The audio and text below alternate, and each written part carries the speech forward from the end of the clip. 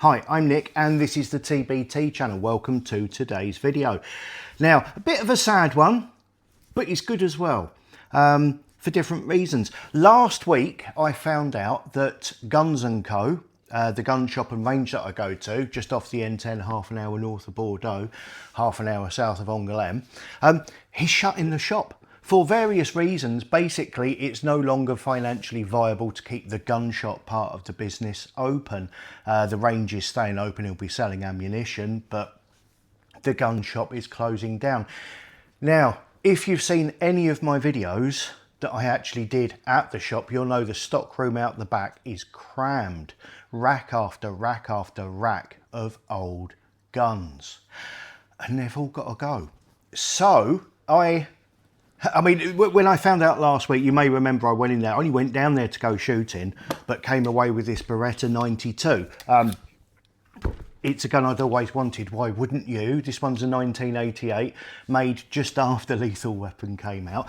And for me, it was Lethal Weapon that, you know, how long have I wanted a 92? It's about 5 minutes into the film Lethal Weapon. So, I went down shooting it yesterday. Basically, I took this home with me immediately because the price was a bargain.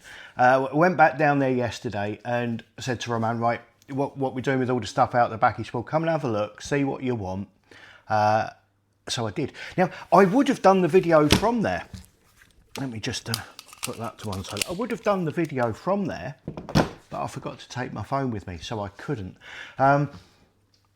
There is a stock room absolutely crammed full of stuff. I brought a few bits back with me. Now, this is going to be of particular interest to anybody who likes old guns, anybody who likes garden guns, small caliber, and particularly anybody watching this who lives in France, because the things I'm going to be showing you here are all category D, no license required.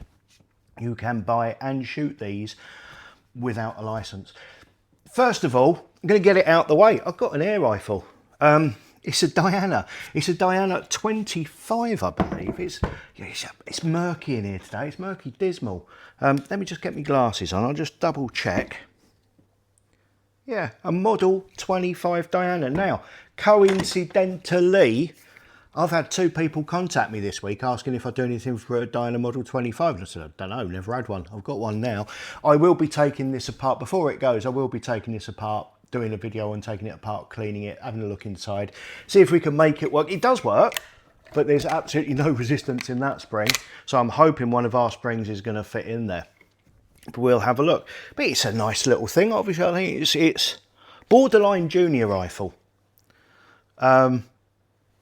But it's a Diana, it's made in Germany, it'll be a lovely thing when it's done. So that's one to look forward to. I was talking to a chap a couple of days ago, and I think he might have been one of the guns he had was a Diana 25, and the other one was a Relum. And it was him and his brothers from way back in the day when they were kids, and they found them at the back of the cupboard and they just want to bring them back up to spec. And I just sent him to TW Chambers or Protec to find the original parts, because I know I did that video on a Relum a little while ago.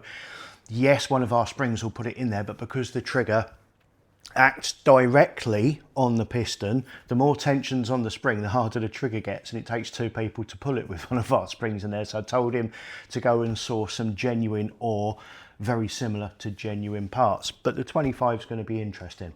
So, category D stuff. Now, you may remember this.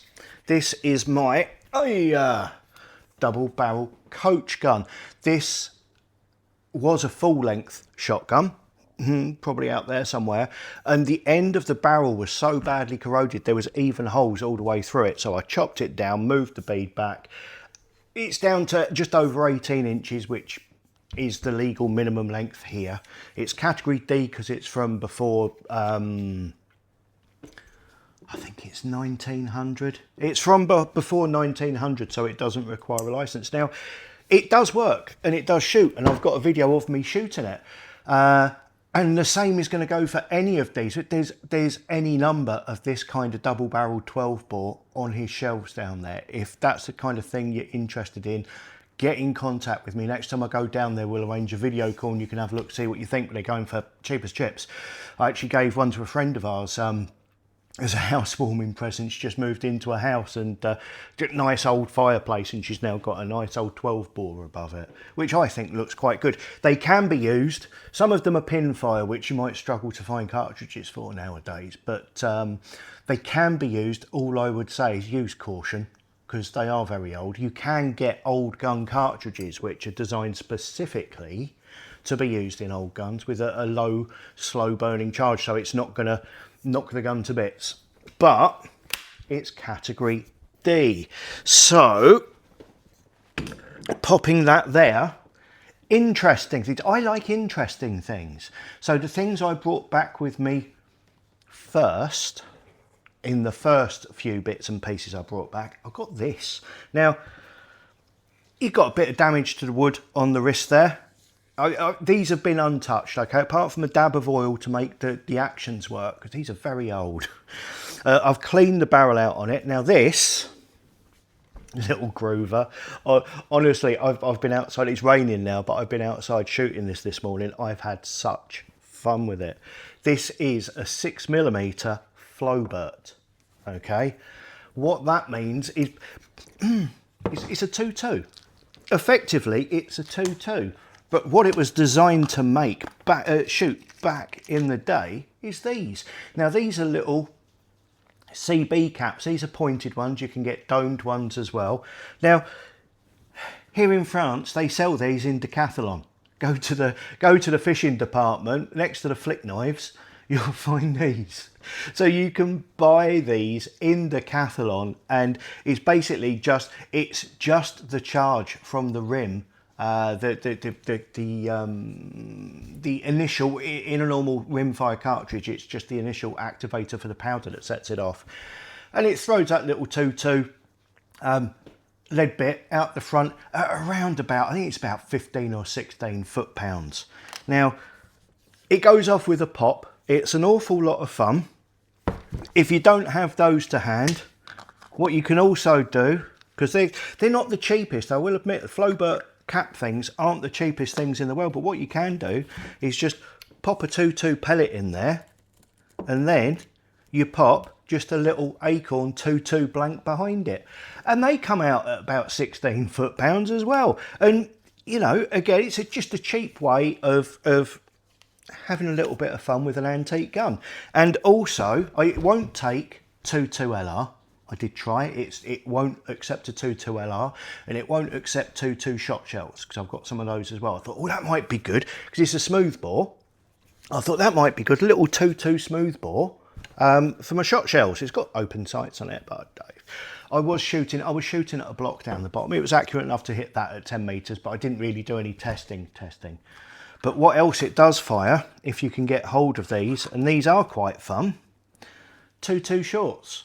Now, a 2.2 short, I think that's a 30 grain, is it a 30 grain bullet on there? They're doing about 35 to 40 foot-pounds out of this. So that's quite a healthy amount. You can have some good can blasting fun with this. And it doesn't need a license, if you're in France. So if you're in France, you like antique guns and you like the idea of something you can play with in the garden, these aren't very loud either. Although one thing I'm going to say right now, when you cock that back, you'll see I've got basically an ejector there. That ejector plate pulls out the spent case after it's fired. Definitely need to wear safety glasses with this, because not once during my use of it this morning did the shell not come out the back and fly off somewhere. I don't know where they went, but it could do with a stronger hammer spring to keep that forwards, because what's happening is the recoil is just pushing it back again and the spent shell is flying off over in that direction. It's kind of like a semi-auto. You should always wear safety glasses anyway, and safety boots and a helmet and hearing protection. So, you know, you would. Email me. So, obviously all this stuff here in France, well, we can just post it. There's no restrictions on that. Now we're getting on to the useful things, I think. Who doesn't love a 410? I know I do. I've got a few. and I might have a few more before this finishes. Now this is a very old, you can see again it's exactly as it's come out of the shop. All I can tell you is it's functioning. The bore is nice. It's not, well, it's actually, I'd say, borderline shiny inside of there. Absolutely no trouble at all from that point of view. There's a little bit of movement. Can you hear that? It's microphone. A little bit of movement there, a little bit of slop, but it's just, I think it's wear on this. This is the part that opens it. I think it's wear inside of there. The bead on the front has been knocked off. It's got a little nubbin of a bead left, which is enough. But the one thing, if you're going to be getting one of these, or if I'm going to be keeping it, the one thing that does need doing is I need to take the trigger or the hammer apart and file it again, because the trigger can be best described as a hair trigger. It takes absolutely no pressure at all to start that off. Borderline dangerous. So it will need the hammer coming out. There's a little groove on the back where the trigger sits in. It's going to need reprofiling, so it's a firmer engagement there.